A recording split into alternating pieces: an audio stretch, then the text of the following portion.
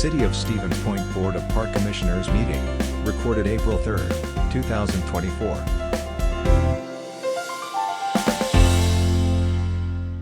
Well, good evening, everybody. I think we've got more people here tonight than we've had in the last 3 years, so we welcome everybody's attendance. Thank you for joining us tonight. We have a number of folks here. So first, I'll officially call this meeting to order, the Parks Board on 4/3/24, the Parks Commission, and we'll start by calling the roll. Alder Broderick. Here. Breckman. Here. Disher. Here. Gladusky. Here. Alder Kiemer. Here. McDonald. Here. O'Connor. Here.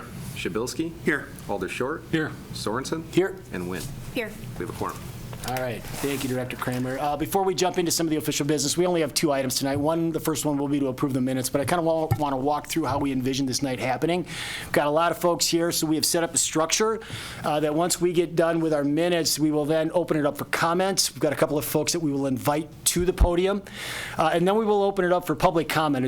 Emily's got a list in the back, and she's going to help us facilitate that. So my request will be that when your name is called, please go to the podium. We would like you to tell us who you are, where you live. Please be as clear as you can be so folks at home and those that watch recording can hear it. And then we'd really encourage you to keep it to about 3 minutes. We'll kind of keep an eye on the clock.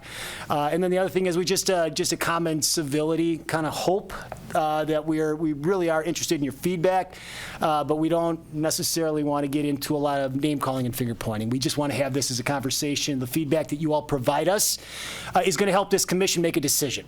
So again, if you can kind of stick to those basic ground rules, we'd appreciate it. And having said that, we'll go ahead and move down into the first agenda item, which is approval of the minutes. Motion to approve is written. And a motion to approve by Disher as written. Is there a second? Second by Gladusky?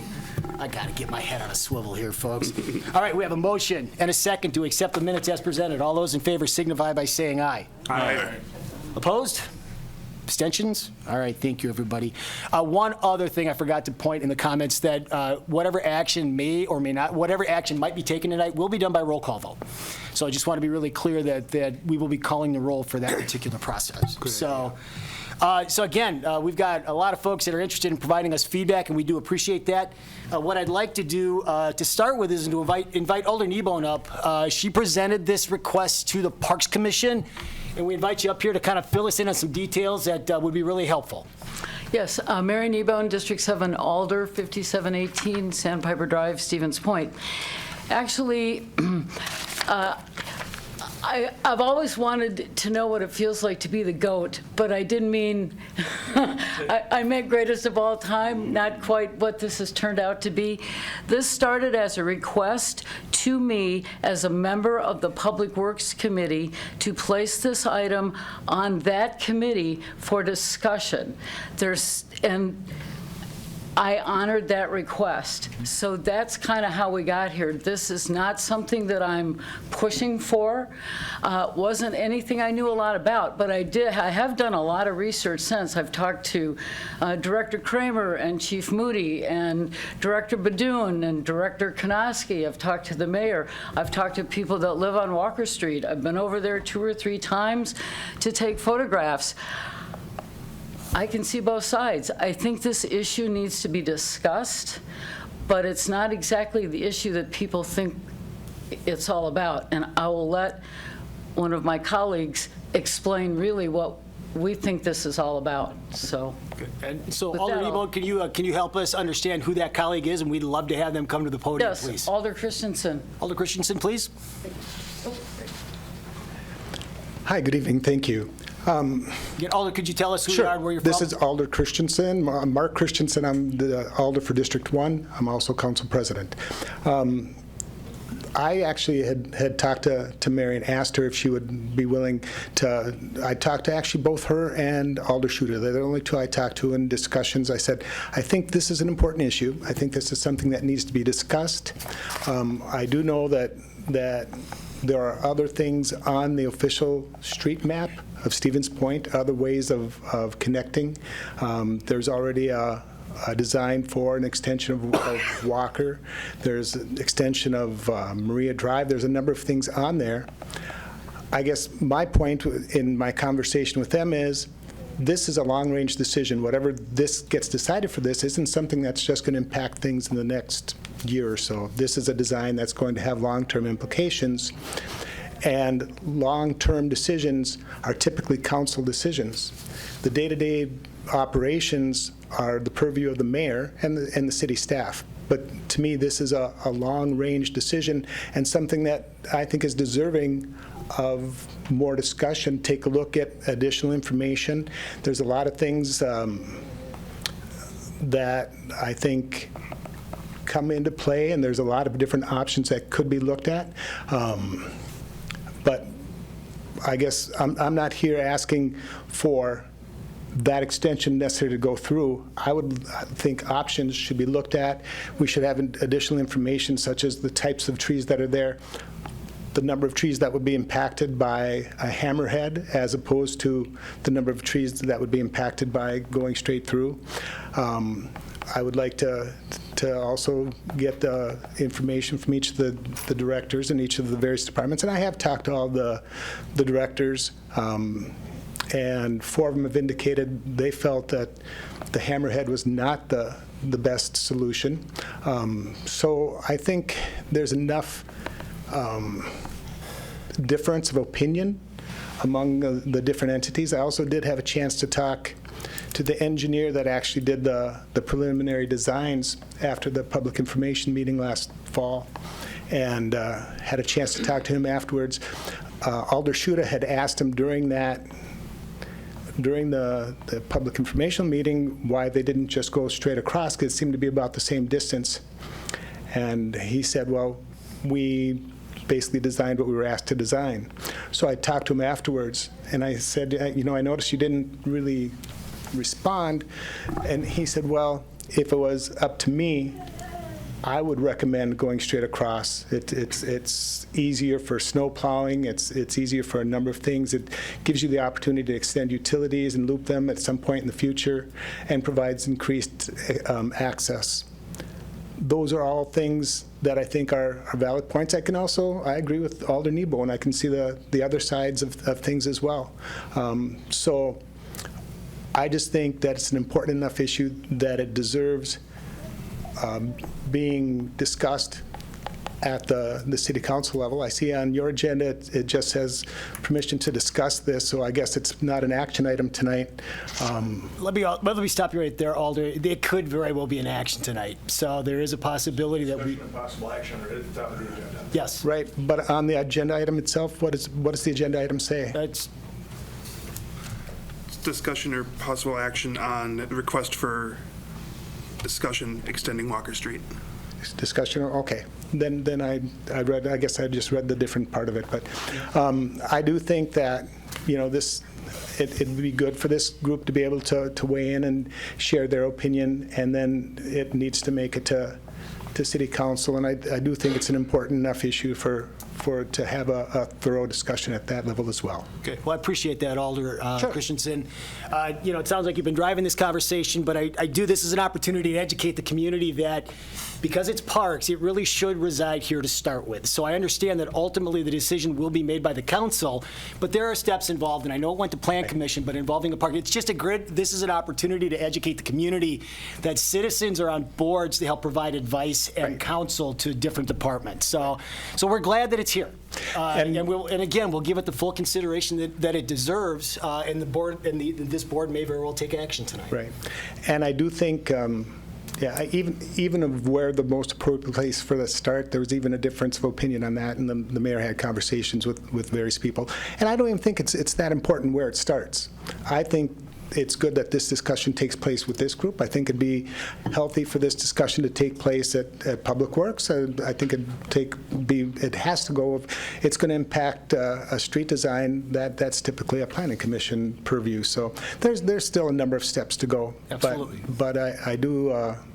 My viewpoint is it's important enough that it deserves that conversation. Well, and again, I'll just clarify. There are a number of stakeholders involved, including this group. Absolutely. Thank you. And thank you for the opportunity to speak. So as part of this, again, as I noted before, there's going to be a number of discussion points tonight, including public comment. We'll get to you, and we appreciate your patience. As because we did not receive a ton of information, in my conversation with Director Kramer, I did ask him to put together a little bit of history lesson and a little bit of current status. Again, because this proposal would go through park property, this is an appropriate place for it to start. So Dan, would you mind kind of filling the group in on some of the history and current status? Absolutely. So I'll just lead off letting you know I have gotten the same amount of information so far previous to the meeting for the discussion elements. So some of my presentation here tonight is in generalities, essentially related to the history from our department's perspective. As a staff member, as the Director of Park, Recreation, and Forestry, I'm paid to be the last line of defense, essentially, for Conservancy properties. My first week on the job, I was visited by probably 10 people that told me, if I work here a long time, which is what I hope to do, a lot of times there's things that will land in my desk that I'm asked to say, is there a way to make it work? And we certainly try to take collaborative approaches on these things, but this property is really a gem, a jewel for the city.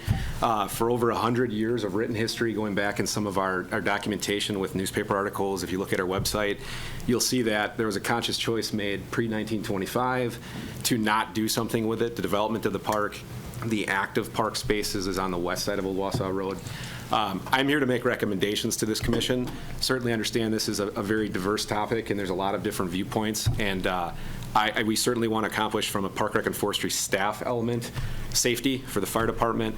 We certainly want to aid with transportation, but we would like to offer a perspective of maintaining over 100-year, century-long legacy of some preservation, which has some trees in here that truly are legacy trees. So with that said, the Stevens Point Park, Recreation, and Forestry Department's mission is to improve the quality of life for our residents. We accomplish this a lot of different ways. A lot of people ultimately think about our green spaces and they think about the properties that they get to go out and throw a Frisbee or play baseball, go for a hike on trails. But there's a lot of different ways people use leisure time and how they go into places. And a lot of people love to walk through wooded areas that they can't experience in their front lawns. I'll get into what Conservancy is later, but I will tell you that conservation and providing public access to parklands is considered as part of our core values for our department. Bucol Park is one parcel. You're going to see one set of numbers here. It's 2812408-304-00807. The total acreage of that parcel is 56.59 acres and includes 4.25 acres approximately on the east side of Old Wausau Road. This is an aerial image, if you look at the map, that shows the full parcel on the certified or on the GIS map. If you go onto the website, that shows that it's all contiguous as one parcel. The description shows how it came to be. If you read those newspaper articles and you look onto our city website, you'll know that there was some land donated back in the 30s to allow Bucol Avenue to go through. It talks about a green space, which is now the Bucol Ball Diamond. Certainly, this was not just 55 acres that got plotted at that time. There's some ways it came together, but it's all one park.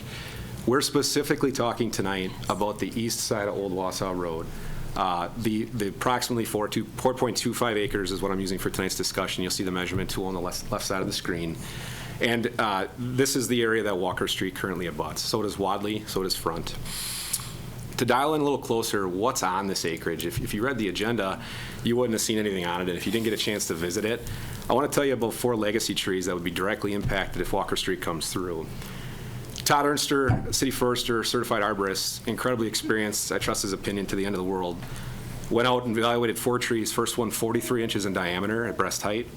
It's a white oak. He used independent tools he has and access to age this tree, approximately 215 years old.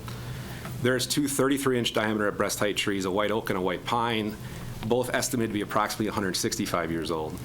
There's a 23-inch diameter at breast height white oak, estimated to be approximately 115 years old. All 4 of these trees are shown right here with the text over them. I know it's a little tough to see on the screen, but you'll see Walker Street in the background. That's just 4. There's more legacy trees on the property. There's a lot more on the property, but these are 4 that are identified here in this parcel. The rest of the existing site conditions is that it's primarily pine and hardwood trees that range in age. A majority were aged between 60 to 80 plus years. We're fortunate in Stevens Point to have nationally renowned park commissioner, botanist Bob Freckman on our team. And I was able to ask Bob to take a walk with me, another opinion that carries tremendous weight, and I can't urge you enough to listen to it, about the health of this forest, as well as about the importance of it and how this Conservancy property is operating.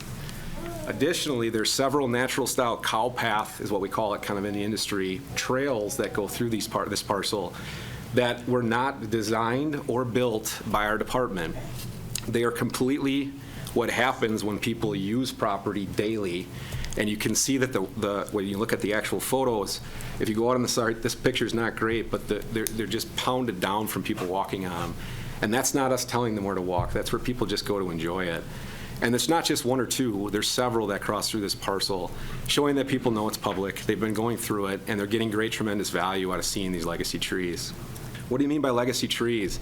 We mean they're massive. You look at the root flares at the bottom of the trees, you just don't see it in a municipal setting. This is on the edge of the city. Everyone has access to it. It's a public space for everyone. It's not in somebody's backyard. It's incredibly important for our ecosystem and our environment, but it's also incredibly important to show what 100+ years allows forests to do when it's able to do it correctly and appropriately. This next photo just shows the trees towering over the back of Walker Street. And again, we understood that there's a need to fix what's currently there. And we've always taken this approach from the Park Rec and Forestry Department to say, let's find a solution. And we understood it. So what is Conservancy in the park? Conservancy is designed to protect the animals, the plants, the natural resources from development. It allows nature to take its course and be as natural a state as possible.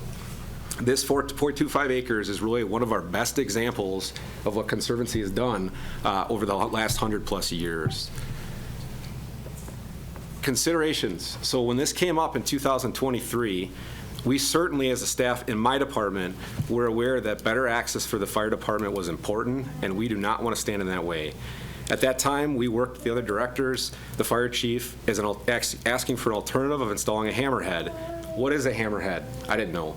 It's really a T is the best way in simpler terms for me, who's not a road designer, to explain. I'll show you a rendering it here shortly. The current road design, my understanding that was opened in the bid here recently earlier this week, includes 110 feet long north to south at the end of Walker Street by a 20-foot wide east to west T. There's some impact on some trees, but not the 4 legacy trees I mentioned, and significantly less impact than putting a road through. As the staff, we felt that made Walker Street safer for EMS services, and I won't speak for the fire chief, but we felt that would accomplish what they were looking to do while still protecting the bulk of the 4.25 acres and honoring our 100+ year commitment to this parcel. While several trees will be impacted, and I'm not going to undermine that does impact, the legacy trees will remain, and we thought it was the least impact. This is the hammerhead right here. This was sent right from the Public Works Department. When I say north to south, so if you're looking, this is Walker Street heading up on the screen. What's proposed currently, what's been designed and bid, is my understanding, is the ability then for a vehicle, whether it be a Public Works plow truck, garbage truck, or EMS vehicles, to drive up, turn their nose to one direction or the other, back out, and come back down so they don't have to back down the extension of the street. As you see, this hammerhead definitely goes into part of the park, but it's not the whole way through. Items of note. We discussed this a year ago. On May 24th, 2023, an internal rendering came to my department in talks with the Community Development Department that had drawn it, showing that development of residential lots on this parcel. At that time, Director Karnowski was very open, talked with me, and at that point realized of the park impacts, and it stated, no problem, that wasn't something they were looking at, it was just that they were evaluating it, and Director Karnowski's confirmed that's still the status today. So it was just something that was reviewed, considered, that happens very regularly, nothing to be alarming. Today, about around noon today, a memo was sent from the Public Works Director to the Common Council, all of you as Park Commission, the mayor, and myself, indicating support for the road extension, even though it's been bid and it's been opened with this hammerhead. The memo goes on to further state, while extending the street has value in and of itself, the greatest value would be realized with the development of the adjacent lands. I just mentioned it, meaning that there was talk at one time of development, which had been stopped a year ago, or it didn't go further. However, today there was reference to the development again. This is a rendering of the sketch that took place a year ago that, again, has since been shelved and not moved forward. But it's an item of note as we talk about the long-term future as Park Commission and the importance of Conservancy, of some of the things that we do Conservancy for to try to stop. My opinion, directly my opinion is that this item before you is not just a consideration to extend the road. The request could be to place homes on conservancy, park property, privatizing public lands. It's something that we haven't done for 100 years. We've never built homes on park lands. And to profit on public parkland sales is not something I'm very comfortable with. Private development of public parklands is a disservice to the surrounding neighborhood, in my opinion, and our entire community, and it stands in direct conflict with what my department's mission is. To consider privatizing profiting from the sale and/or development of public conservancy and parklands is a dangerous precedent, and I urge you to not consider this request. The Park Rec and Forestry Department is trying desperately for compromise. We believed we had landed there.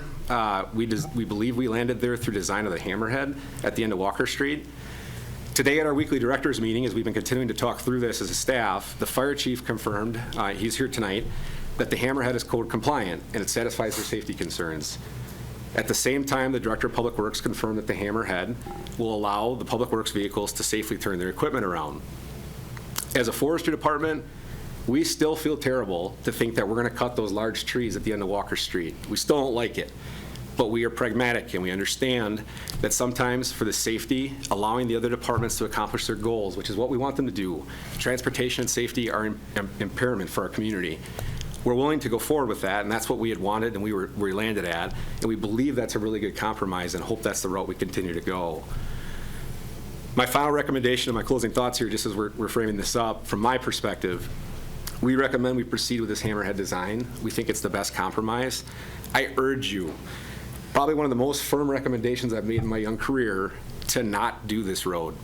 Do the hammerhead. Let's make it better and safer for this neighborhood, but let's not undo what we've set out for over 100 years, that tree that stood for 200 years, by cutting it down and adding a road that we don't necessarily have to have. Thank you. Thank you, Director Kramer. So we'll now open it up for public comment. Again, Emily, if you wouldn't mind helping us out. And again, as your name is called, if you are interested, please come to the podium. Please clearly state your name, where you live. And again, if we could try to keep the comments to about 3 minutes, we would be appreciative. We know we have a lot of folks that are interested in talking. Well, we want public comment first, Director, and then we'll have staff afterwards. I can provide some additional context if that's the desire. Okay, yeah, go ahead. Okay.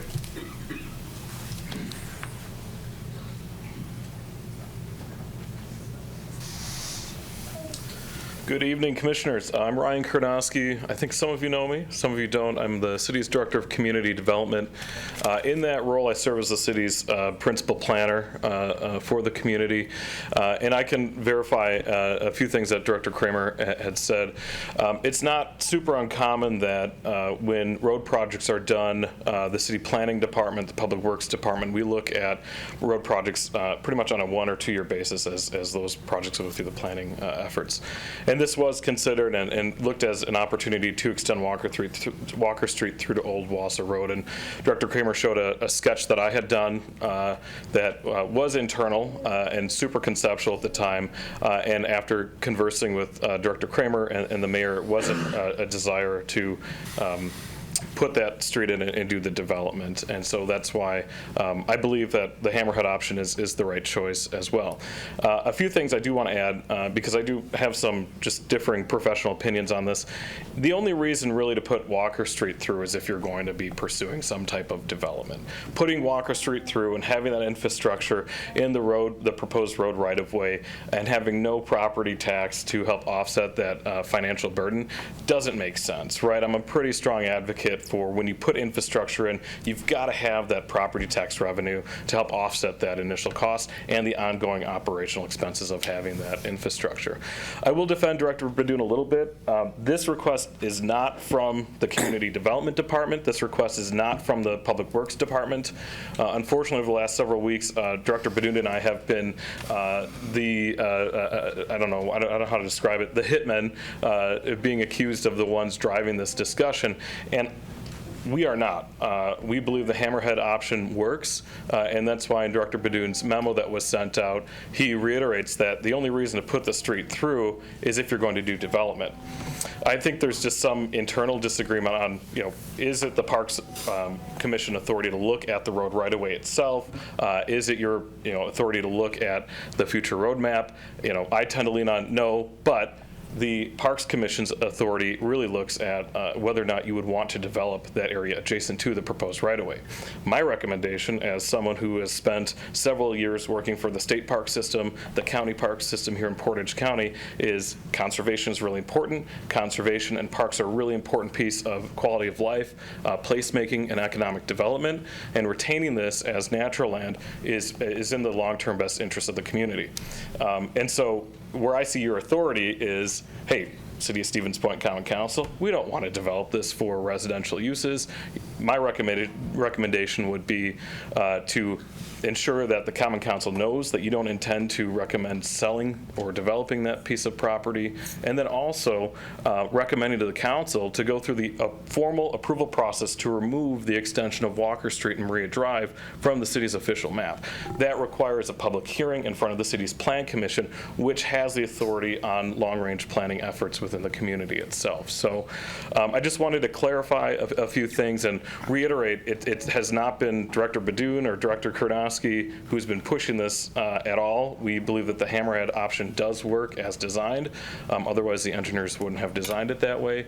But when we do look at these long-range efforts for road reconstructions, we take everything into consideration and work with our park staff and other departments to ensure that we're meeting the goals and objectives of each department as a larger community conversation. So I'm more than happy to answer any other questions that you folks might have. Again, my department's role is really to look at the big picture 30,000-foot view, and I can confidently tell you that our recommendation is to keep the green space as is. Commission members, any questions for Director Kurnowski? Director, thank you for clarifying all of that. We appreciate it. Yeah, Chief Moody, we're kind of calling her audible here. Yes, again, since we'd love to get your feedback on where this is at right now, so thank you.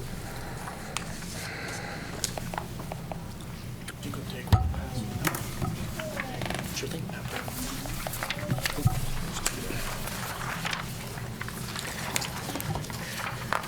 J.B. Moody, and I am the Stevens Point Fire Chief. What I'm passing out to you are the different options or opportunities that we have when we come up to any type of new construction within the city that meets the IBC or NFPA standards within the fire service. IBC being International Building Codes and NFPA being National Fire Protection Association codes. As a servant leadership style that I push through the Stevens Point Fire Department out to our community, it's important to understand as we talk about this street what it looks like when it comes to fire and EMS operations to the city, the taxpayers, and the homeowners in that location. Now, I apologize. I didn't realize we had so many commissioners here this evening, so I had to make some extra copies, but I hope everybody got one. Ultimately, what I will tell you when it comes to fire and EMS suppression in that location or area, the best option would to be push that road all the way through. And the reason being is we then can put utilities underneath that roadway. We can come in from two different directions to support fire suppression or EMS care as well. That is the ultimate Cadillac version when it comes to fire suppression within the city. But what I will also tell you is there are other options that'll work. And as you can see in the diagram that I've laid out for you, there, with those options, the three options that we look for is pushing a road all the way through. We look at cul-de-sacs, and we look at hammerheads as our three primary options. Now, as far as the fire service is concerned, when we work on these new projects, as long as we meet the codes, the fire service is okay with these projects. And having discussed these situations with all of the directors and with the city as we moved forward last year, and working with the Parks Department, we felt the best option was the Hammerhead to preserve as much of the parks area as possible. Now again, that meets the codes for the fire service. It meets all of our standards, and the fire department will stand behind that. We can service that area well and operationally be successful, and with moving forward, we have no issues with what has been designed already with the Hammerhead at the end of that street with the reconstruction and the moving forward this year. So again, I also look at the safety of our members, our department. It looks like I have someone who already wants to join the fire department. I'm future firefighter, and I got an application, so we can make sure we get an application there, Mom, for you after this. But if there are any other questions when it comes to codes or the Hammerhead or what the fire service is looking for, I'd be more than willing to answer those right now. Questions for Chief Moody? Alder Kaver. Thank you, Chief Moody. Get a little closer. Thank you for including these diagrams as well. I guess my first question is, are there any of these alternatives, such as the 60-foot Y, that would work for you that would have an even smaller footprint than the Hammerhead? No, so the Hammerhead is probably our smallest footprint, and that's why we worked as directors trying to find the best option to preserve as much of the park's footprint as possible. And that's why normally in the fire service, option A is push the road through. Option B is normally a cul-de-sac, because we can get in, we can swing apparatuses around, and we can get going back from two directions. And option C is usually the Hammerhead. In this situation, though, the Hammerhead is option A to preserve as much of that forest as possible. The cul-de-sac, when you really look at how much land we're going to disturb and cutting that surface area and actually creating that, it's not beneficial. And so the Hammerhead in this situation, in what I've provided, is probably the safest and best meeting the codes and standards. Thank you. Other questions for Chief Moody? Chief, thank you for clarifying that and providing some feedback. Not a problem. All right. Thank you, everybody. So again, we are now at the point in the meeting where we will entertain public comment. And Emily, who's first? Tina. Okay. Amber.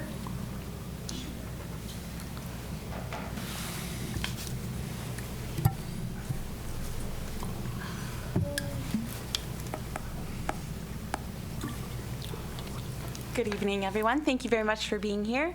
My name is Amber Leonard. I'm at 200 Forest Street. We live right there on the corner of Walker and Forest. And one of the main reasons we were attracted to that neighborhood is its proximity to Buchholz Park. We love having the opportunity to just walk down to the dead end. We go looking for nature every day. As a family, we walk down there. We have a little notebook where we keep track of the wildlife that we see down there and in our yard. We really value having that space available for us as a family and as citizens of this neighborhood. I would hate to see a road go through there. It's unnecessary with not developing it. It's just more maintenance. And the fact of the matter is, we like having that green space. It's beneficial to the neighborhood. It's quiet. We see so much nature and wildlife. We wouldn't like it any other way. So I would urge the committee to not consider putting that road through. Keep our neighborhood intact. We would really appreciate that. Thank you. Thank you for your comments.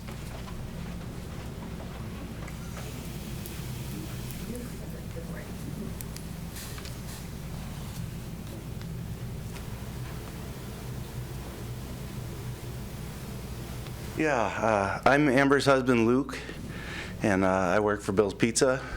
So our garage happens to be up on the north end of Old Wausau Road. And I realized that if that went through there, not only Bill's Pizza, but a lot of people from Spash with nice, powerful trucks or whatever like to go through there. And have a little lunchtime at Buckwell Park. And I just think the road would get too much traffic and probably too fast a traffic for some of the kids that we have around. And not to mention, the corner by the dump there is already kind of a five-way corner. So if you put another intersection further north, I think that would create a little bit of a problem there too, looking both ways. And for accidents, I don't think that would help at all. One suggestion I would have would possibly to put like a bike trail going all the way through there, even a gravel bike trail, possibly even some drainage, because folks around our neighborhood have problem with water in their basement occasionally. That's about all I have. All right, thank you for your comments.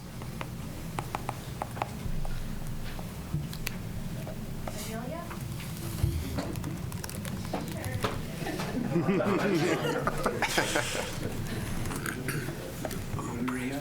She's brave.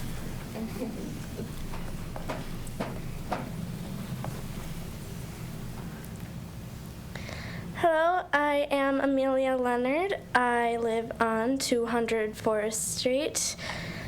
I'm on that corner of Walker and Forest. And I think that I would hate to see all that wildlife and all those trees go down.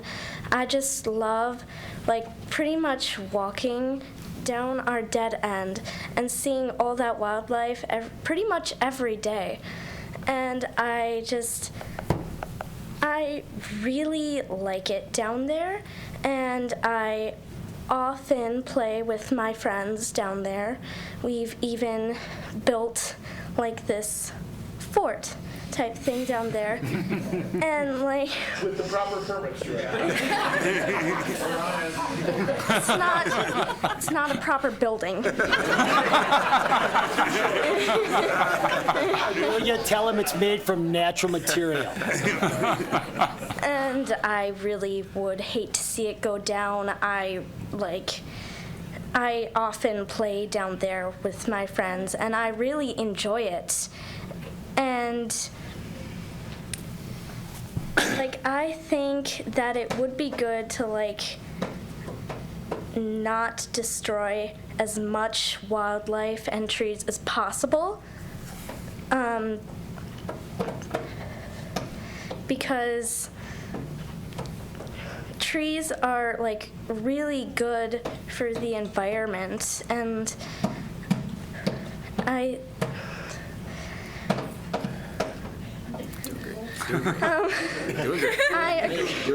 agree with my dad. A bike path, like a gravel bike path, would be really good, because I do see some bikers going down the path and using that path that was there, that wasn't even really built in. It's just that so many people walk on it that it's just there, and it's proof that a lot of people like to walk down that forest and enjoy all the wildlife. And I definitely think that it would be unnecessary to have a road go through that beautiful forest.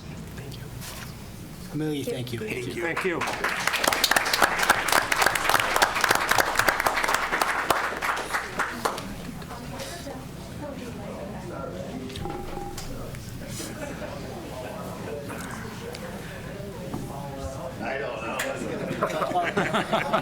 And just as a reminder, sir, you are limited to 3 minutes. Oh, wow. Tom Schrader, 1825 Miller Court. Some of you may know me and some don't. I was the park director here for about 35 years.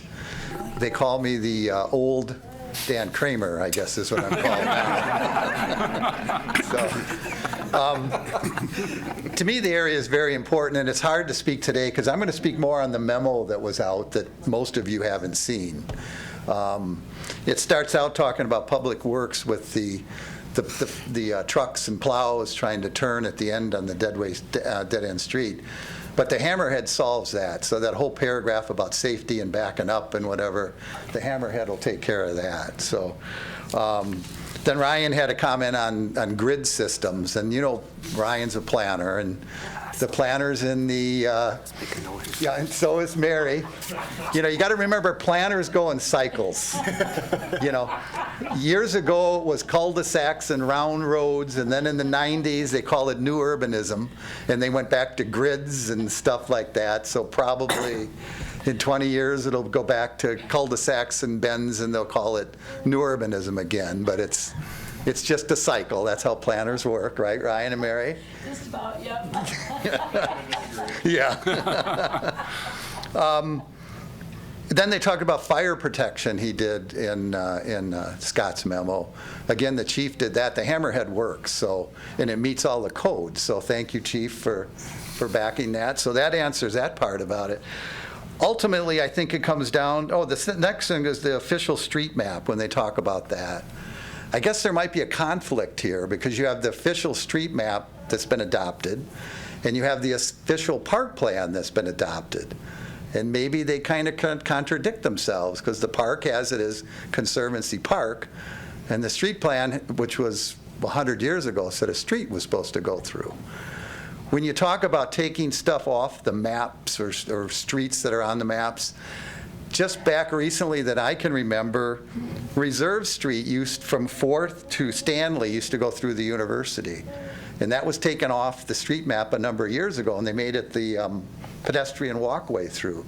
So there's a piece that was on the city street map, official, that's kind of gone now. The other one, if you remember, just north of the hospital, Price Street used to go through. You can't see it anymore. That's gone. We worked with the hospital. They took that off the street map. Well, it's actually still on the street map, but it's a pedestrian walkway. East Avenue by Jefferson School. That's another one that's probably still on the official street map, but it's not there anymore. It's grass. So I don't think you really need to take it off the official street map, because I've given you 3 examples here where it's still on, but it's green space. So I don't think you need to go through any formal thing. 100 years ago, they decided, you know, we're not going to put a street through. It's been that way 100 years. And even in the memo, it talks about the decision to extend Walker Street was made decades ago. It was made decades ago to leave it and not run it through. So that decision has been made a long time ago. Ultimately, it comes down to the sentence in there that Dan had up, that, and it's right in the memo here, the greatest value would be realized with the development of the adjacent lands. So that's what ultimately comes down to. If we run the road through, we got a cost for sewer and water, and we're going to develop it. So I guess I'll leave it with that. I would hope you would take the fire chief's recommendation, go with the hammerhead there, and save all those trees, save all these citizens that are here that like using that area. So I'll leave it with that, and good luck, Dan. 30 years from now, I think May 1st, 2019 is when I retired. I should point out, Director, too, that the Schrader Trail was once a railroad. It was a railroad corridor, yeah. That's how, they named that after me to get rid of me. So thank you for your time, everyone. Thank you, Tom. I guess, there has been a reference to a memo, Dan, and is that memo available to the public by request if people would be interested in seeing it? Could you talk about that process just briefly? Because we've referenced it a number of times. Yeah, it is. So the Park Commission today received a memo from a staff member, a director of Public Works. If anyone would like to see it's part of the official record, we certainly could share that. Just contact my office tomorrow or Public Works, City Clerk, any of them can get it. Thank you. Emily, who's next? Elliot.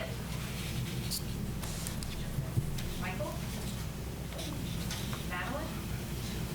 Grace. Will. Is this the attendance sheet? Oh, is it? I don't know. Colin. Emily, are you reading the attendance sheet or people that signed up to speak? The same. So is there anybody else that would like to speak? I think we've got a mixed list here, and so. This lady here. Okay, go ahead. And then, we've got 2, so we'll go here, and then. And they're back there. Yep. And then just as a reminder, please state your name and address when you're at the podium. My name's Tim Gullah. I'm at 308 Walker Street. I'm here on behalf of my mother. She's 94. She lived at Walker since 1953, I think they built the home. So when I was growing up, the large trees you were talking about, I couldn't put my hands around them then. So that tells you a little bit, 60 years later, great. I'm happy that you are looking at saving that part of it. I guess my other concern was the environmental impact of the area. There's a lot of wetland spots through there. What type of lizards, frogs, whatever we're going to affect by putting a road through? What type of noise, light pollution are we getting from the city garage? The noise right now is quite annoying, and it's probably would even be more if the road was all the way through. I guess, why are we talking about putting a road through now when I guess we had an approval, what I thought was a hammerhead, and that was approved? Why isn't this subject basically dropped? I guess, I don't see why we should go any further with it today. I guess let's put this under the mat and go on, leave it where it's at and leave it a park, which what it should be 200 years from now when our kids, our grandkids, great-grandkids can still enjoy that little piece of land and Buckel Park. So, okay, that's all I have to say. Thank you. Thank you, Tim. I saw a hand here, and then, is there anybody else? And then we've got a number of folks, so go ahead.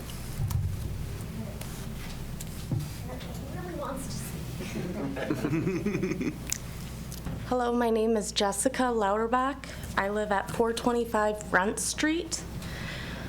I've lived in the neighborhood for, oh my goodness, more than 6 or 7 years. I lived on Buckolt and then moved across the street. And part of the reason why we moved and stayed in the area was because of the green space and because of Buckolt Park. Sorry to everybody online.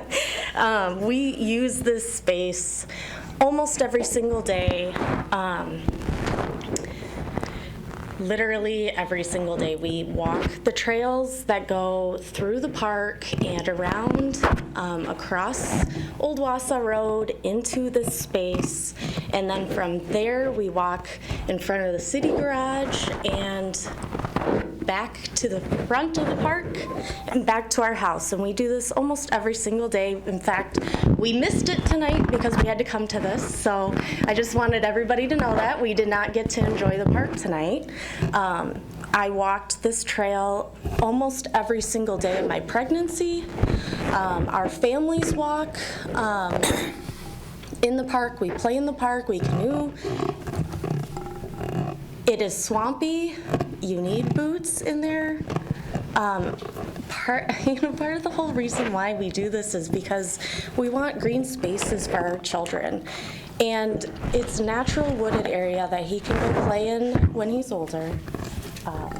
My other daughter's here, or my daughter, not my other daughter, but my daughter's here too, and she uses that space with us. We walk in it. It would just be devastating to see a street go through that and or development in that area. We've seen the forts, we've seen the steps on the tree that used to be where they would have climbing up. There's history there. We walk the trails in the winter. We walk them in the snowstorm last night. We are there every day, and there was even a trail cam up in front of the city garage, and we waved at it every time we went by. I think because we even walk in the dark with headlamps. So we are there all the time, and it would be devastating to our family. And this little guy, we had to see a road go through there. Yes, I don't have anything else to say, but I hope you guys make the right decision if you make it tonight. I don't think we're going to be staying any longer.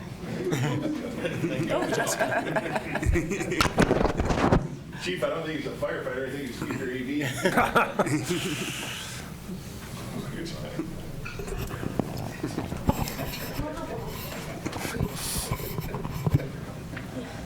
So, Emily, I saw a number of hands. Why don't we just keep calling names, and if they turn it down, that way we can kind of just keep the order moving, if you wouldn't mind. Alrighty. Will? No. Colin? Jessica just went. Steve McKay.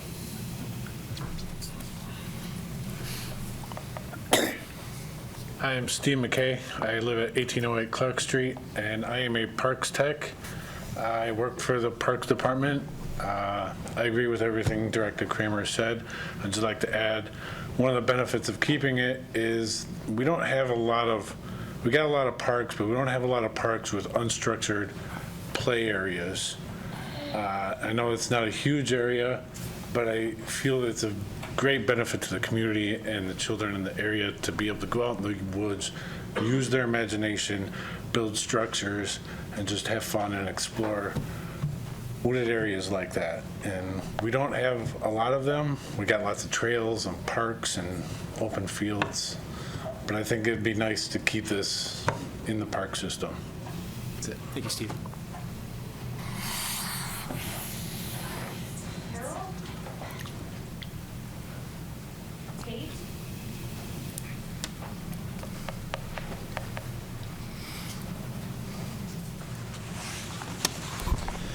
Hi there, I'm Tate Bruckart, 1817 Maria.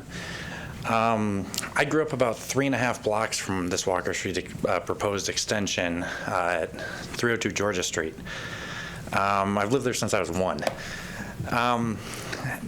Director Kramer showed you pictures of that path that goes through there. I helped pack that down a little bit. The last few years of high school, I really enjoyed going down to the river there, sit down there, think about life. A lot of decisions to make before you go to college, turns out. I ride my fat bike through there all winter. I walk through there all summer. You go through in the winter, you see the fat bike tracks, you see the snowshoe tracks, you run into people out there walking their dogs, out there just enjoying it. It's really a beautiful piece of land. That 165-year-old white pine that Director Kramer showed you, I've climbed about 50 feet up that, and it's really a view from up there. All the forest, you can see a little bit of City Garage, you can listen to the birds. It's a beautiful piece of land to be out on. Adding a road there is going to take away a lot of those. You're going to knock down those legacy trees. You're going to take away a large part of that forest. That's not going to be a contiguous parcel anymore. Additionally, you could open that to a lot of traffic. If you look at the overhead, that road would lead right to the city salt barn. Currently, those snowplows run up and down 6th Avenue to get in and out of there, and that could really up the noise level and just the traffic levels on Walker Street right there. 6th Avenue is obviously a wider street and sees a lot more traffic the way it is. You're going to add cost to your taxpayers' bill to revise the plan, to extend the road. You've got access to Old Wausau if you really need it. It's 2 blocks south on 6th Avenue. I've used it a few times. Yeah, I think it's a beautiful park. I enjoy recreating there, and I really hope we don't put this road through, because I think we're just solving a problem that doesn't exist.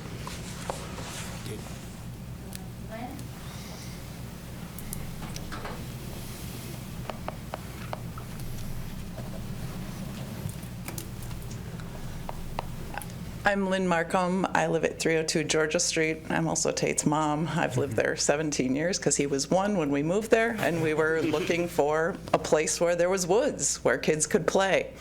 We're not immediately adjacent to it.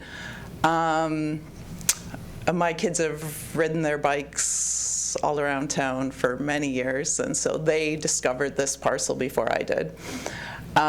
They're also long-distance runners, and so they were always looking for the magical 2-mile loop near our house. And they explored all the options, and they came across that one because it was nicer than being on roads.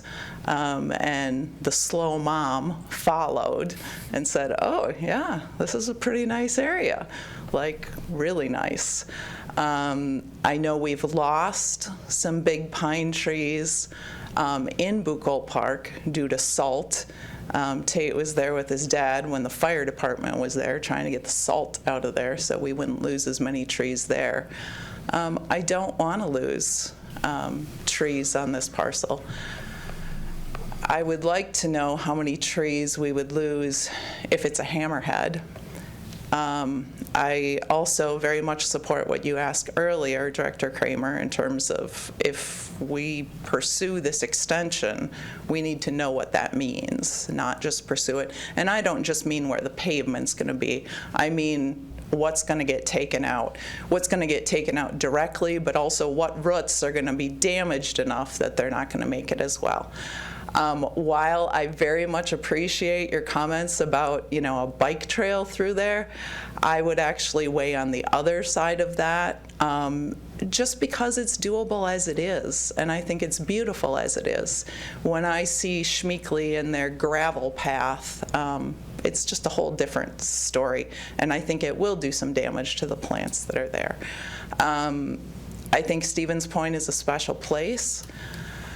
Not because we have the designation of Tree City and Bird City, but because our actions always speak louder than words. So I think we should take those actions. I'm very much against the extension. You listed the age of those trees, and thank you. To grow something similar to that would obviously take over 150 years to grow it somewhere else in town. If we're looking at where to put new houses, I think it should go where there's a parking lot or where there's a bluegrass field, not where we've got 165-year-old trees. Just a couple of wildlife notes. We've seen pileated woodpeckers in there. Right near there, we've seen great horned owls. And there's a red-shouldered hawk up in that area that they band and track it going down to Florida and back each year. So, yeah. Thank you. Thank you, Lynn.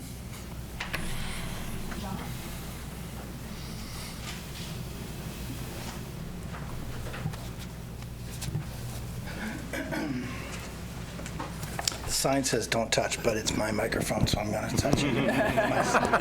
Put that sign there. I have a bunch of things to say about how important parks are and nature, but we've already discussed that. So I guess I would like to focus on the issue of the street map and the park plan. The park plan was developed by the Parks Commission and then sent to the council for approval, and it was approved.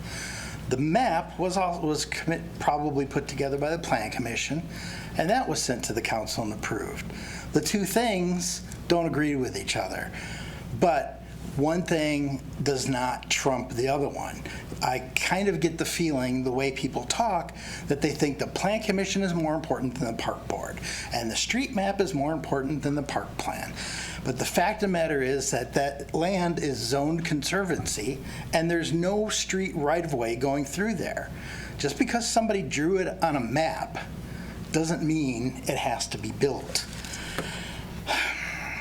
The issue, let me just say that I've lived at 325 Front Street. I'm at the tip of the triangle, at the bottom tip. I've lived there for 30 years, and for 30 years I've worked for the city, basically as sort of a communications person. And my passion for 30 years has been to promote government transparency. When I took over, when I first started, I was just a cable TV manager, and the cable TV channel was kind of meh. And I decided that we should put a lot of government meetings and government programs on that channel. And I produced those meetings and I produced those programs. Dan Quayle invented the internet, and I started the city website, again, to get information out to the public. And I've tried to make that two-way, which is working, it made easier when social media came along. So I was the first one to say, Mayor, we need to start using social media, and we use social media. We started a radio station a few years ago. We put meetings on the radio station so people can hear them. Put the mayor's program on there. The point, my point of all this being that I've heard some things tonight that frankly were extremely offensive, pretty disgusting. I kind of hear that this Hammerhead, this road project, we had public information meetings about it. I know because I announced those on the website. We had one last August and we had one last December. The design went out to bid and companies bid on the project. Those bids were opened yesterday. And today, and this was discussed as staff, as you said, today the city council president stood here and said, well, I talked to the person who did the design and he said, la-di-da-di-da-di-da. Outside of a meeting, those decisions and those discussions are supposed to take place here. And this is very uncomfortable for me to stand in. 30 years I've run that camera, I've only been in front of it maybe 4 times. And one of those other 3 times before tonight was defending Buchholz Park against the salt shed expansion.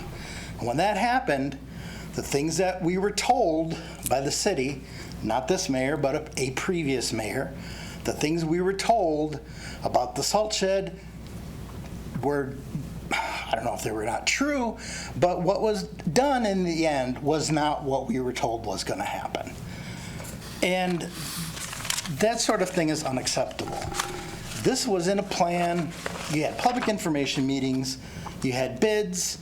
This should have been discussed. It has been discussed. Is it in the budget? The budget gets discussed every year.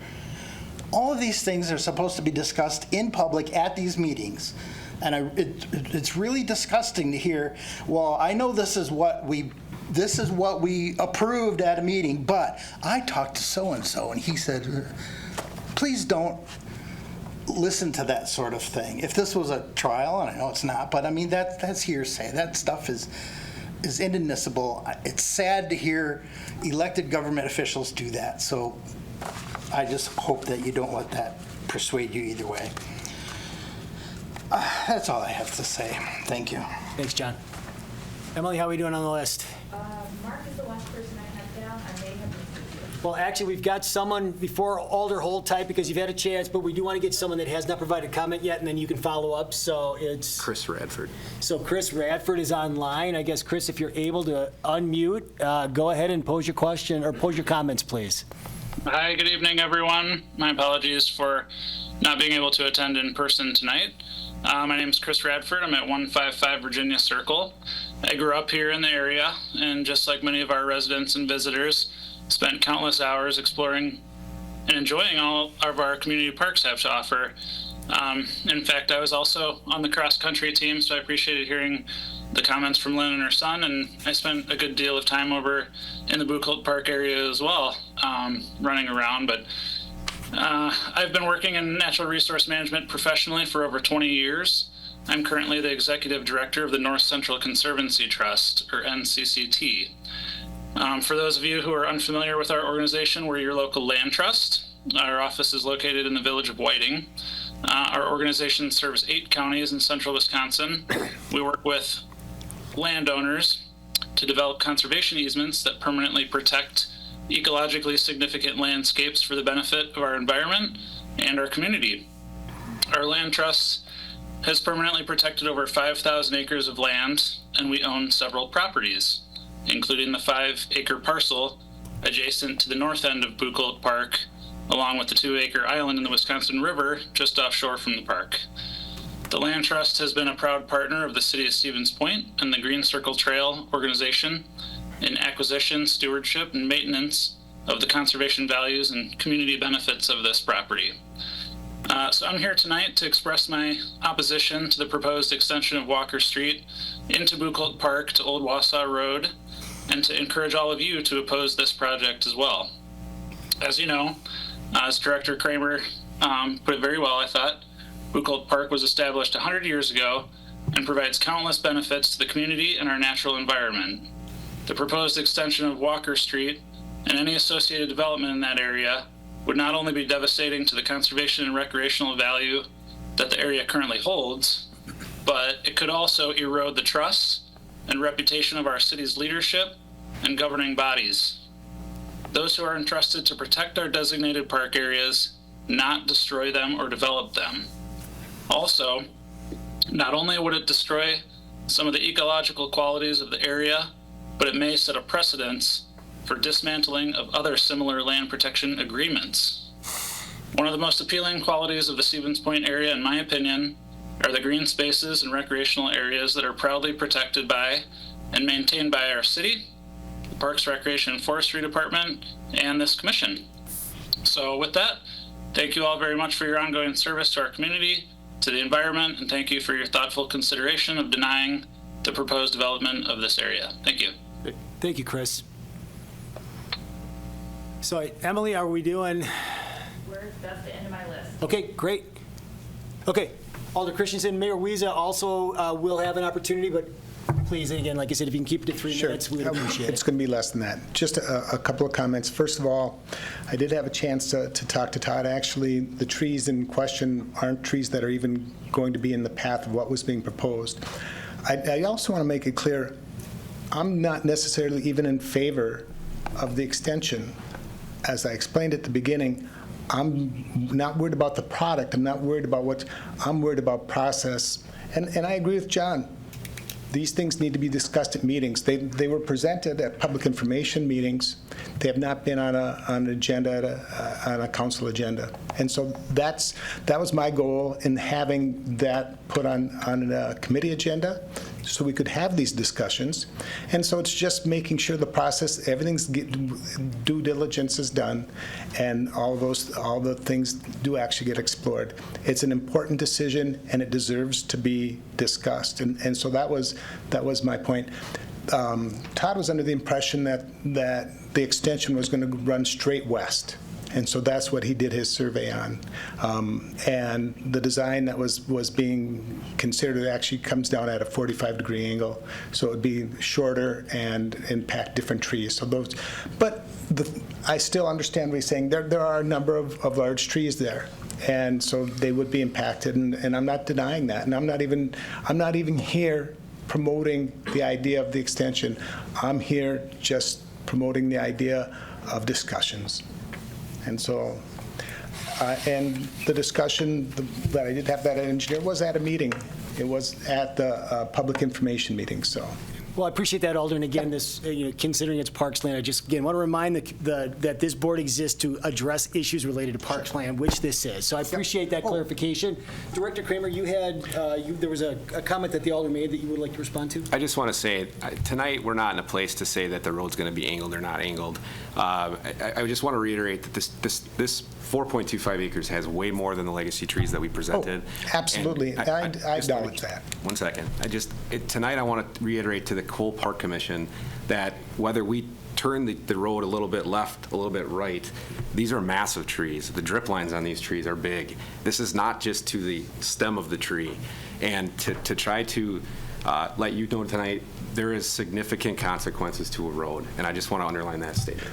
And again, the action that could potentially, just to clarify, we are talking about accepting and moving forward with the presented plan of a hammerhead. And so there is an opportunity, this board could choose not to consider a road and go with as is. And I think Mayor Wiesa, I guess, you've got some details in terms of some of the procedural things that I think would be really helpful for this process as this board considers. Mr. Chairman, would you read the agenda item for me, please? I guess help me understand, Alder, what the purpose of that would be, because we've talked about it already. It says discussion and possible action right there. Right. You can see that, right? Excuse me, please don't be rude. Actually, Alder, okay, it's my turn to speak. You're the one being. Yeah, I recognize the mayor, please. Alder, I think we appreciate your feedback. It's been very clear your feelings on this, but we have a schedule. We want to be cognizant of people's time, and I would like the mayor to talk, please. Thank you. The agenda, of course, is posted publicly, thanks to Mr. Quirk. Right at the top, under the word agenda, says discussion and possible action on, and then it goes through. The item does say a request from Alder Kneebone to discuss extending Walker Street through the parkland to Old Wausau Road. But it is discussion and possible action. I think that addresses your question. I want to talk a little bit about how we got here. The request didn't come from staff. It came as a request from President Christensen through Alderperson Kneebone.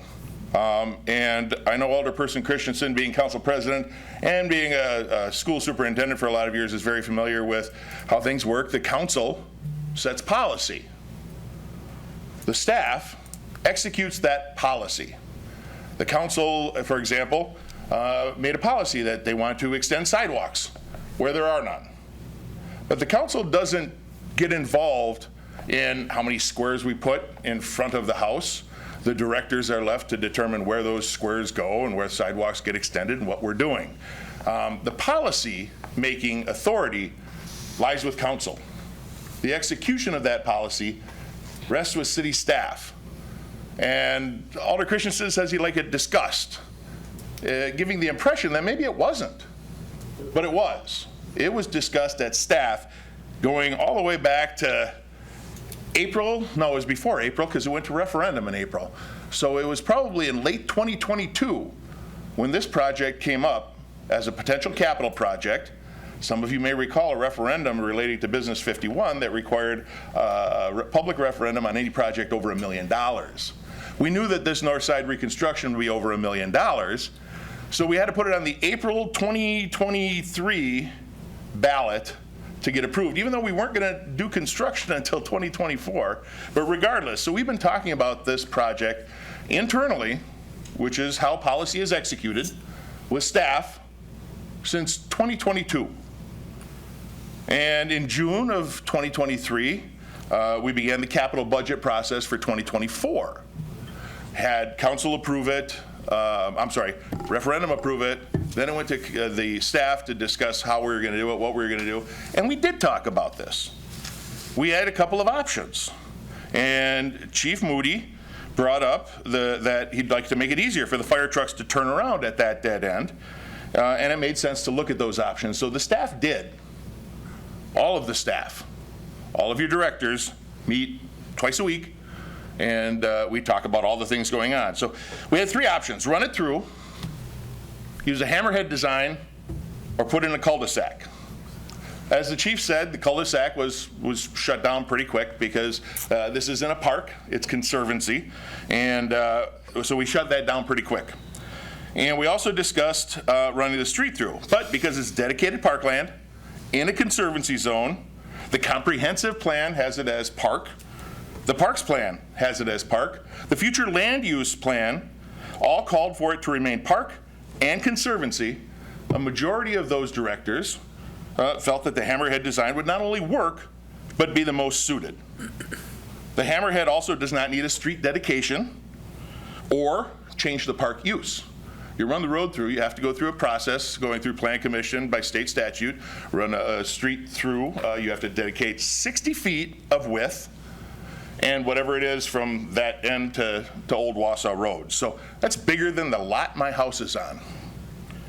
The estimated funding for that design, once it went through the vetting process and those discussions internally to carry out policy, that funding cost now, back then it was estimated at about $2.9 million, was set to referendum in April of 2023, approved at referendum, and then approved by the Common Council at the October 16th meeting through the capital budgeting process. This request now came up at the 11th hour after over 2 years of work by staff. Alder Christensen talked to Alderperson Kneebone about wanting a discussion on the design. Nobody talked to me about it. And as far as I know, they didn't talk to any of the directors about it. I find now that Alder Christensen did talk to 4 directors, and we are where we are today. There is a map from 1961. You heard that official street map? And Dan had it up on his presentation. I have it here. I'm just going to show it to you to remind everybody. A potential street could have gone through there. That was in 1961, and the only piece of paper that says that, the comprehensive plan, parks plan, future land use plan, all call for it to remain conservancy and a park. So it was never dedicated, nor does it appear anywhere else, including in our comprehensive parks and future land use plans. We already have a spending problem. Over the years, the committee, or the city, has implemented public infrastructure that we cannot afford to maintain, and we've been doing it for a very long time. I'm not the first mayor to understand this. Policy decisions by council were made to limit the creation of any new public infrastructure that made sure we could pay for it in perpetuity. Not just the construction, but the plowing, the salting, the patching, all of those things. And taxes go up because those costs go up. Now, the road estimates on this North Side project were approved by referendum, estimated about $2.9 million in April of 2023. Technically, we approved it, or put that question earlier, so let's say late 2022, early 2023, it was $2.9 million. The entire project now, with utilities, and this will be up for consideration at Monday's Public Works Committee meeting, came in at nearly $8.2 million, including the utilities, and that doesn't include the estimated $30,000 for this potential redesign, because I had the Public Works Director call to find out how much it would cost to redesign it and put the road through. $30,000 just for the design. That doesn't include all of the construction costs to punch it through to Old Wausau Road. A road, mind you, of which there will be no income generated to support the plowing, the sweeping, the patching, the rebuilding, everything we talked about. This land is park and has been for generations. Alder Broderick was at the open house for Business 51 earlier today, and her and I talked to Rich, who's older than me, by the way. And he says he's played there since he was a kid. I played there when I was a kid, and you saw how many generations this impacts. So because it came in at the last minute, the bidding was already done. The design was done. The bidding is done. It was opened yesterday or Monday, I don't remember, but the bid is open. And it's ready to go. If we change that design, we're now going to delay the process and potentially get into a bid in mid to late summer that will absolutely not be affordable. It's going to cost a whole lot more. But we tried to research as quickly as we can, the staff. We found a document here, and I don't even have a date on it, but when we were talking about how this park was created, that triangle is listed as E.B. Grant Estate. I Googled it quickly as much as I could and found that this person's obituary was like 1897. That tells you how far back that land goes. Now, we don't know yet if they dedicated it to the park or they sold it to the city or how that worked, because the records, we just haven't had time to look at it because this request came in at the 11th hour. People frequently choose to donate land for parks as a way of preserving their property. Almost every park we have, Grahowski Park, the Saramer Pavilion, which was actually the old Emerson school site, Iverson Park, these things came because people wanted to preserve that piece for public use as a park forever. If we take this and we say, well, yeah, it's a park, but we're going to run this road through so our plow truck driver can turn around. What do you think that's going to do for anybody else who wants to donate any piece of parkland to the city? Or donate anything for the city, that matter? If we're not going to honor those wishes, what does that make the city look like? If we break that trust, who would ever choose to donate land for future parks if their wishes can be pushed aside as the city chose to? Parks are important. You've heard the testimony tonight. But it's more important than the residents. It's a tourism attraction.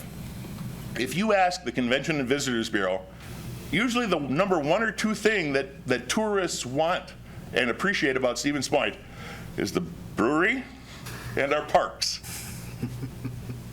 You're running the risk of losing that. The motivation for this request is unclear. Said they wanted to be talked about, but I've showed you that we have talked about it for over 2 years internally, doing what we're supposed to do. The council sets policy, and it's outside their authority to get involved in the day-to-day operations of how that policy is carried out. The bidding for the Hammerhead design has been submitted and actually opened this week. That's how far along this project is already. Could we change it? Yes. We could put in a change order. We can do all of those things, but it costs money and delays the project, potentially pushing it out a year, and of course, pushing it out, the prices are going to go up. Parks Commission And pretty much every other committee or commission on the city is advisory to council. So regardless of what's chosen tonight, the council still has the authority on the April 15th meeting to bring it up and do what they choose. So however you feel, in favor of it, against it, if you have thoughts or comments, contact your alderperson. Let them know how you feel. Their information is available on our city website. We can certainly take those comments at City Hall and share them. But if it makes sense to do anything, it makes sense rather to do anything right the first time. So discussion is a good thing. But stopping this project is not a 30% design, but a full design already bid out without even a really good reason for the redesign, and that's silly. Even so, we've discussed it tonight. But because of the many reasons that have been brought up tonight, I recommend that the commission reject any further destruction of parkland and motion to proceed with the vetted, approved, designed, and already bid hammerhead design for Walker Street. Thank you. Thank you, Mayor.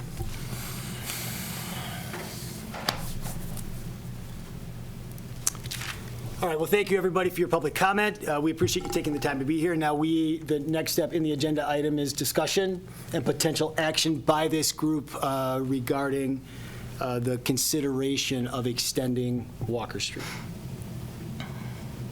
Liz.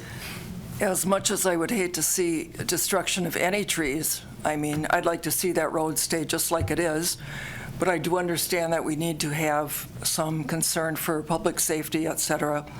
But I would like to make a motion that we proceed with the hammerhead in that location as opposed to a road. I'd second that. Okay. So we have a motion and a second. Dan, you want to maybe read that motion back so that everybody's clear what we're voting on? So the motion is to proceed with the hammerhead design instead of a through road? Is it? Yes. On Walker Street. Okay. Okay, we've got a motion and a second. Is there any discussion? Is it Shabilsky?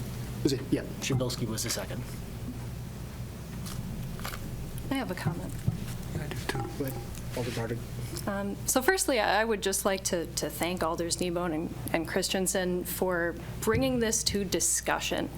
I think that just because someone asks a question and the answer is a resounding no, that doesn't mean that the question shouldn't have been asked in the first place. They have received a lot of very direct criticism that I believe has been quite unfair and frankly stoked unnecessarily. So thank you for your efforts there. I do think this is worth talking about, even though, as we've heard from absolutely everyone, the hammerhead makes sense. There's really not a compelling reason to destroy these beautiful legacy trees, whether or not they were the 4 that we looked at. This one is very close to home for me. Literally, I live on Wadley Street. I'm a block or 2 away. I'm one of those people that pass through those woods very frequently. It's absolutely beautiful. I think that one of the most magical things about this space is that there isn't an established trail. A tree might fall and that path is going to change over the years. It's a beautiful thing. I don't have to rehash what we've heard over and over from folks. I think the way forward is really clear, but I think that this was worth talking about. And so I would encourage us all to support the hammerhead that's already been discussed and approved. But I'm glad that we are here having this discussion. I have heard from more constituents than absolutely any other issue. Some of you are here tonight. It's great to see you in person. So thank you all for everyone for making your wishes known so clearly here. I just want to take a moment to express my appreciation there. Thank you, Alder. Mike. Yeah, I just want to say, I've been on this commission since the early 80s, and quite frankly, this is probably the worst proposal that I've seen ever come through this board. We're here to protect parkland for the future. No one, in the city of Stevens Point, no one owns that parkland, including aldermen or some developers that want to get a back door in there and start putting housing in what we have as current parkland. It's so nice to see Amelia here, because none of us own that land, Amelia. We're here to protect it for you, and people are going to be here long after we're gone. And, my parents grew up in Chippewa Falls, and so I spent a lot of time up there. And they have a park called Irvine Park. It was set aside in 1906, and it's like 318 acres. And we were just up there a couple weeks ago. We picked up our grandkids and brought them home for a week. And we did a little tour of the park. And I mean, it's such a beautiful thing, but it's people had the foresight to set aside that land. You know, there's all kinds of land to be developed. Stevens Point is not expanding out that way. It's going to expand east, northeast. That's where the future growth is. I think people that live in those areas need the green space that we currently have. We don't need to become like a big city where I got a bunch of buildings and no green space. And so, yeah, definitely against that. All right. Thank you, Mike. Alder Kiemer. Thank you very much. Yeah, I agree with the motion as presented, and I do want to say, though, I appreciate having all this added information and all this direct input from all the directors.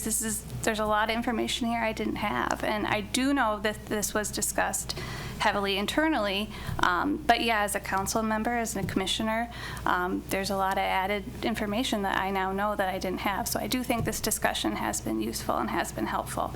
And again, you know, we amend and make changes to the official city map, but I'd never actually seen that city map until tonight. I had to request that from Director Badoon, and so it was helpful to see that and to see where, you know, new roadways are suggested. And I do think it would be useful. Like, clearly there's a conflict there between this being conservancy and parkland, and, you know, where those future roadways may go. I think it would be very helpful to look at that official road map through Plan Commission, through Board of Public Works, through Parks Department and Parks Commission, and make changes to that based on what we know now and what we feel like should be done moving forward. So I think this has been useful, and, you know, yes, it's been heated at times, but people care about this. So yeah, I guess I'm grateful for this conversation and for everything I've learned today. Thank you, Alder Kiemer. Liz. I just had one additional comment. I think we need to make it clear that our parklands are not available for development, for roads, for building houses, for anything like that. They are parks, and that's what we're supposed to be doing, is preserving them. So, thank you. Thank you, Liz. Alder Short, I saw your hand up. Thank you. The issue that most comes to mind for me is our discussion of accessory dwelling and accessory commercial units. She said which we had discussed quite thoroughly, I'm here to say, and it kicked up some concern after we had already talked about it for the better part of a year. And in that case, we spent some months giving it additional consideration, and I think had a better result, a better outcome as a result. You know, and so, you know, if we're talking here about additional hours or days, I think that's probably all to the good. I don't hear anyone arguing really for development, including the director of community development, who makes the key point that for infrastructure to be sustainable financially over time, there has to be a tax base for it. So there's no push or argument for development, and by extension, no argument for extending the road. But we've talked a lot about conservancy, nature preserve. We've talked some about recreation. Of course, they're not exactly the same thing. And so I think that if there's one thing that could be given a little more consideration, thank you again, Amelia, who basically picked up on the mention, the cow path mentioned, and and asked about the users of that, and that's the question that I still have, having to do with accessibility for those with mobility issues, which we haven't talked about yet. The cow path indicates clearly that from a recreation standpoint, people are going through there. That's, it's getting worn down as a result. And so I do still have a question about whether, that is suitably set up for, for full accessibility, and I think that's worth, giving a little more consideration. If I could indulge me 1 more minute to respond to former Director Schrader. I don't think that this issue of the grid system is just a matter of fashion and waves of fashion. I don't think cul-de-sacs are coming back. It has a lot to do with what Director Karnowski said about financial stability. I even have a tattoo on the lower part of my leg here about this, about the grid system and arguments for it. So, thank you. Which is why I've been waiting for another extension of it now. All right. You're on. Thank you. All right, before we go ahead and we are going to take a roll call vote, I do want to thank everybody that was here to provide their feedback, taking the time out of a Wednesday. Oh, I'm sorry. I just want to make a comment. Sure. Well, I have 2 comments, actually. I want to reiterate what the mayor said about people donating land to us if down the road we're going to turn around and say, we're going to just do whatever we want with it. We donated it for a park, but now we need a road, so we just want to put a road through, so we're going to just put a road through. What's to say we don't develop Piffner and just put condos up down the river because it's going to make money? The parks are for the people. They're not meant for profit. So let's keep it park. Thank you, Matt. Apologies. I didn't see your hand up. So thank you, though. I'm going to reread this. Yeah, so Director Kramer will read the motion, and again, we'll go ahead and take action on it as a roll call vote. Okay. The motion is to proceed with the hammerhead instead of a through street on Walker Street. You want to go right away? Yeah, let's go ahead. We'll start with Freckman. Here. In favor. Fisher. In favor. Gladusky. Yes, in favor. Alder Keemer. Aye. McDonald. Aye. O'Connor. Aye. Shabilsky. Aye. Alder Short. Aye. Sorensen. Aye. Wynn. Aye. Alder Broderick. Aye. 11-0. All right. Thank you, Director. So thank you. So again, thank you everybody for coming. We appreciate the feedback. Staff, Mayor Wiesa, alders that are here, we appreciate the opportunity to have the conversation. And again, the board of this Parks Commission has provided its feedback. Mayor, thank you for reminding us that we are advisory, but we are also citizens that chose to be on this board and are very interested in maintaining the integrity of the parks. I have seen a disturbing recent trend in interest in utilizing parks for non-park purposes, and it's a concern. So I want to thank this board for the work that they've done. I also want to thank everybody else. And we've got one more agenda item. You're welcome to stay. Otherwise, go enjoy the rest of your night on a Wednesday if you so need to. And Director Kramer, can we get on to Director's report, please? Fairly short tonight. I just want to update the Park Commission that we do have some capital projects that are going to be coming into full swing. So the first one is we're about 2 weeks or so. We're just finishing the final permitting from beginning at Groholski Park. So we just got the final clearance from the Utilities Office related to our stormwater permits. So you'll start to see the stumps get ground, and then the actual excavation work for that park start to take place here in April. And then as soon as the actual grading is done is when you'll start to see some of the concrete and the footings go in for these solar shelters. So that project is anticipated to begin here soon, and then we'll wrap up around August is what it's looking like right now, weather pending. Similarly, the Saramer Park Pavilion is really came in great. It came in under budget, and they're anticipating beginning that the first week of May. So around May 5th is what we're looking at. That's looking around a Labor Day completion. So 2 substantial projects that'll be coming, both with solar components, that'll be starting very soon. The KB Willett project, we have been doing some of the final inspections, and we gained occupancy for the office space, and we're just finishing up the interior. They'll be moving to the exterior and getting kind of the final clearance on a few product elements from the building inspectors. But we hope to really get the grass and things to be ready to roll. So when we start bringing in, right now we have lacrosse there every day practicing. They have a great number of students that are participating in that. Are they using speakers? I will tell you. That's the issue I've heard the most about. The speakers have been angled down, we'll share that. We did make that adjustment. That was a cheap joke. No, I apologize. But we do have, we have track and field coming in too. So you're going to see the track and football field area, turf field area being used pretty much every day here as the weather continues to hold. We also have a project going on at Zenoff Park. So what we had is we discovered some moisture above a walk-in cooler, and that building is going back about 37 38 years. Cooler is, actually, Commissioner Disher can tell you even more than I can, but the cooler's been used for all of the concession sales. Long story short, we chased a moisture issue and found a bunch of rotting from basically some exterior moisture getting into the building, as well as maybe the way that the cooler was constructed back then and the way codes have changed. So again, under great counsel from our building inspectors, we've been able to work with our contractor and now a structural engineer, and we're going to be putting that back the way it should. It's a fairly decent cost, but it's going to set the building up again for the long-term future. So if you do go down there right now, there's no walk-in cooler. It's down to the studs, literally, and we're just waiting on a structural engineer to confirm that the beam that we're replacing or shoring up is going to pass the calculations that the building inspectors have let us know we need to meet. So a really good resource. Again, we've leaned on the building department quite a bit, and they've been really good to help us through that process.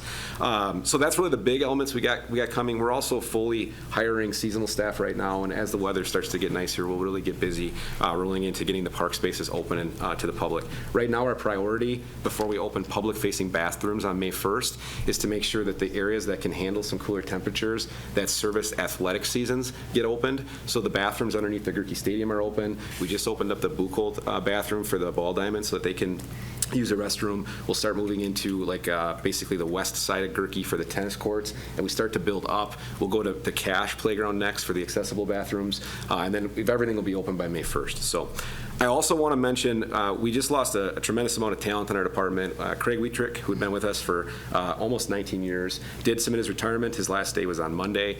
Craig actually did a lot of troubleshooting and construction type style projects for us, including if you look at the stone masonry work underneath the Mead Park sign, completely from not even templates or design background, just looked at a problem, solved the problem. So we are recruiting his replacement, but I just want to reiterate that Craig was a valuable piece of our team. We wish him well. Fantastic. He reached that milestone for retirement, but we're certainly going to miss him on the department, and his last day was April 1st. I also wanted to mention, we have recreation events that are going on right now this time of year. Our scavenger hunt just opened up. We rebranded it slightly just so that it wasn't stopped on Easter. So we're calling it the Spring Scavenger Hunt. There's clues on the website. There was quite a bit of publicity about that. Free event. There's prizes. Great for families to go out and explore a different park location that they might not usually go to. Ann Hyla and Emily, who's in the crowd here tonight, did a great job putting that together again this year. It is the 4th annual. We also had just had the Easter egg hunt downtown for the 2nd year on the square. So it really gives a little bit different placemaking to that Easter egg hunt. They're not hidden eggs, so it takes away some of that fun. This year, with the weather being what it was, is really why we don't go into a park setting. But shutting down the downtown, again, we had parks and forestry members that come and help set it up with volunteers. We had a great turnout even though it was cold. So it looks like we'll continue to do that downtown because it seems to be a better location than what the Midstate parking lot was. Additionally, I will let you know that our biggest ice event for the Park and Rec department is this weekend. It's the ice show. So all of our Learn to Skate programs that we do with a couple hundred youth throughout the year, we'll all go on display this weekend doing an ice show, a couple ice shows over at the Willet. So if you do have time and if you're interested, certainly you could pop by if you want to take a peek or if you'd like to see. We actually redesigned the entire ice rink for this weekend to be a performance location, right? We put up decorations and it really transforms what it looks like. And the smiles on the participants' faces when you go and watch it, that's why we do it. So if you're interested, you want to see it, if you can't make it this weekend, I'd be happy to take you through it. Again, give our recreation division a lot of credit.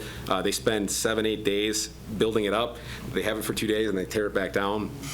Practices go on for 14, 15, 16 weeks to get ready for this. So really cool event for us. Aside from that, again, we're about to, I'm sorry, I missed the logging project. So Todd in the forestry division has been managing some logging contracts for us this year. The one at Yolga is going to be delayed just due to, number one, we don't want to tear up the road with the way the freeze and thaw has been this year. And number two, it just didn't work in terms of their contracts sequencing. But they have begun over off of West River Drive on West River Park, as well as south of HH along Rocky Run Road. So I think, Todd, you can speak to this if I'm inaccurate, but they've already begun cutting. They've been hauling some of the wood out already. So they're well into that process if you want to go down there. And Todd actually put a release out on some of our social media aspects, just letting people know what is happening down there. That timber will be sold, and that money will go back into some forestry reserve accounts to allow us to do some further forestry initiatives for us too. So that's the updates. But again, we're just about to hit the busiest time of the year. We'll be announcing the full Riverfront Rendezvous lineup. It's our 40th year this year. We have a brand new, we're going to be adding a carnival, which is something we've never done before. And we have some really great opportunities here coming into this year. So look forward to a busy season. Can't speak high enough of what the staff's been doing, getting ready, balancing snow, no snow, warm, no warm, just moving things around. People are using our parks a lot, which is great, but you balance that. You don't have a place for people to go to a restroom right now, but you can't really open it. Where do you move porta potties? And again, our team's been doing a great job picking things up quickly and kind of adapting. So I want to give kudos to the crew. One of them's here tonight. We've got others that'll watch. They've been doing a great job, and we look forward to another busy year heading in here. So thank you so much. Questions for Director Kramer? No question, but a comment. Just thank you or whoever is responsible on staff for all the notices that have been going up on the city's website and on Facebook regarding the logging and the trees that came down next to Sentry, those big elms that we had. So it was really great way to inform the public. Appreciate it. Yeah, Emily is our gatekeeper of releasing this to the public, and then Todd and the other division heads are really great at keeping things rolling into that office. So the credit all goes to those individuals. Thank you. Before we get an official motion for adjournment, Emily, thank you for helping us manage things tonight, keeping the crowd moving. So we do appreciate that work as well. So we are at the point in the evening, Mr. Disher. Motion to adjourn. Is there a second? Second by O'Conick. All those in favor signify by saying aye. Aye. I'm not even asking the other stuff. Have a good night, everybody.